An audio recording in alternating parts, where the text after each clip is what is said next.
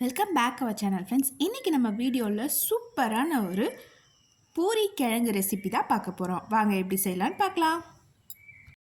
பூரி உப்பெல்லாம் வர்றதுக்கு மாவு பிசையும் போது ஒரு சின்ன டிப்ஸ் தான், அதுவும் ஃபாலோ பண்ணுங்கள். 1.5 ஸ்பூன் அளவுக்கு வெள்ளை ரவை இருக்குல்ல, அதை நான் ஆட் பண்ணிக்கிறேன். பூரி மாவு பிசைகிறப்ப நீங்கள் அந்த ரவை சேர்த்திங்கன்னா பூரி கொஞ்சம் முறுமுறுப்பாக இருக்கும். 1.5 ஸ்பூன் அளவுக்கு வெள்ளை ரவை நான் இதில் ஆட் பண்ணிக்கிறேன். அடுத்து 1 ஸ்பூன் அளவுக்கு நான் இதில் மைதா மாவை ஆட் பண்ணிக்கிறேன். மைதா மாவு நீங்கள் பூரி மாவு பிசைகிறப்ப ஆட் பண்ணிங்கன்னா இதுதான் கொஞ்சம் உப்பெல்லாம் வரும். அடுத்து தேவையான அளவுக்கு உப்பு, இது எல்லாத்தையும் நல்லா மிக்ஸ் பண்ணிவிட்டு தண்ணி சேர்த்து கொஞ்சம் கொஞ்சமாக நம்ம நார்மலாக பூரி மாவு பிசைகிற மாதிரி பிசைய ஸ்டார்ட் பண்ணிடலாம். சப்பாத்தி மாதிரி இல்லாமல் பூரி மாவை நீங்கள் நார்மல் தண்ணியிலே பிசையலாம்.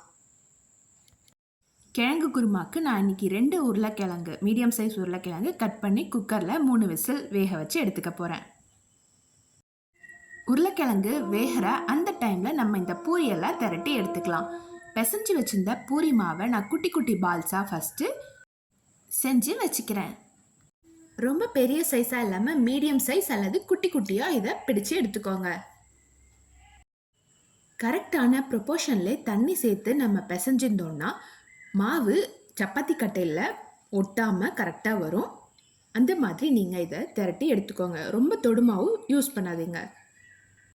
உங்களுக்கு தேவையான சைஸில் இதை போட்டுக்கோங்க. நான் கரெக்டான ரவுண்ட் ஷேப் வரணுன்றதுக்காக ஆப்பிள் கட்டர் வச்சு இதை சைஸ் பண்ணிக்கிறேன்.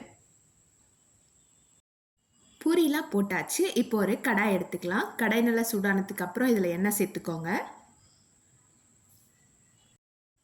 குருமாக்கு தேவையான கடுகு, கடலைப்பருப்பு, வெள்ளை உளுத்தம்பருப்பு இதெல்லாம் நம்ம தாளித்து எடுத்துக்கலாம். இதில் கொஞ்சமாக நான் சீரகம் சேர்த்துருக்கேன். பச்சை மிளகாய், கருவேப்பிலை இதெல்லாம் சேர்த்து நல்லா வாட்டி எடுத்துக்கலாம். நெக்ஸ்ட்டு நான் 2 மீடியம் சைஸ் அளவுக்கு பெரிய வெங்காயம் எடுத்திருக்கேன். 2 தக்காளி இதையும் நம்ம நல்லா வதக்கி எடுத்துக்கலாம். இது நல்லா வதங்கினதுக்கப்புறம் நம்ம அடுத்தடுத்த இன்க்ரீடியன்ஸ் எல்லாம் ஆட் பண்ணிடலாம். தேவையான அளவுக்கு உப்பு, 1 ஸ்பூன் அளவுக்கு மஞ்சள் தூள், இது எல்லாத்தையும் சேர்த்து நல்லா மிக்ஸ் பண்ணி எடுத்துக்கலாம்.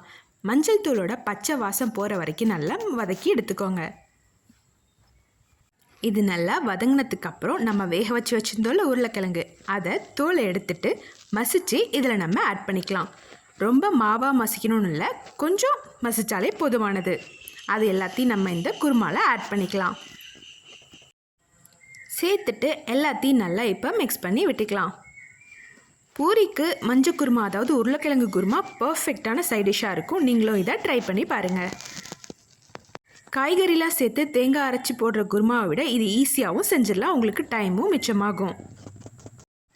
இந்த குருமா ரொம்ப டேஸ்ட்டாகவும் இருக்கும். பச்சை மிளகா தான் இதோட காரம், அதனால் உங்கள் தேவைக்கு ஏற்ற மாதிரி காரத்துக்காக நீங்கள் பச்சை மிளகா ஆட் பண்ணிக்கோங்க. அடிஷ்னலாக நீங்கள் மிளகாய் தூள் ஆட் பண்ண வேணாம். உங்களுக்கு காரம் வேணும்னா இதில் நீங்கள் மிளகுத்தூள் ஆட் பண்ணிக்கலாம்.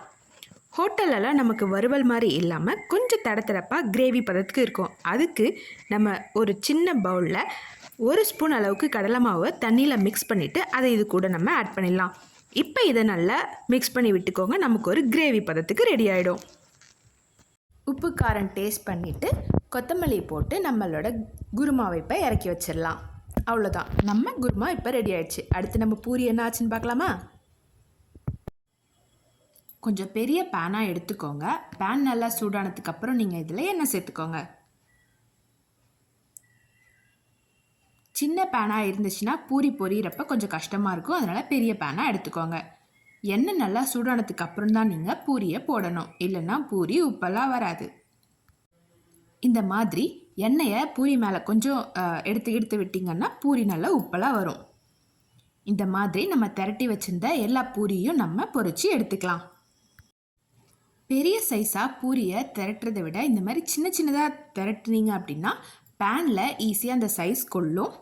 அது பொரிஞ்சு வர்றப்ப சாப்பிட்றப்ப நமக்கு குட்டி குட்டி பூரியாக க்யூட்டாகவும் இருக்கும். மைதா மாவு சேர்த்ததால் நம்ம பூரி கொஞ்சம் உப்பலாகவும் வருது, ரவா கொஞ்சமாக சேர்த்ததால் நம்மளோட பூரி முறுமுறுப்பாகவும் இருக்குது. அவ்வளோதான், நம்மளோட பூரி உருளைக்கிழங்கு குருமா இப்போ ரெடி ஆயிடுச்சு. இந்த டிஷ்ஷை வீட்டில் ட்ரை பண்ணுங்கள், டேஸ்ட் பண்ணுங்கள், எப்படி இருந்துச்சுன்னு கமெண்ட் பண்ணுங்கள். தேங்க்ஸ் ஃபார் வாட்சிங் and subscribe to our channel. உங்களுக்கு வேறு ஏதாவது ரெசிபிஸ் வேணும்னா கீழே கமெண்ட் பண்ணுங்கள்.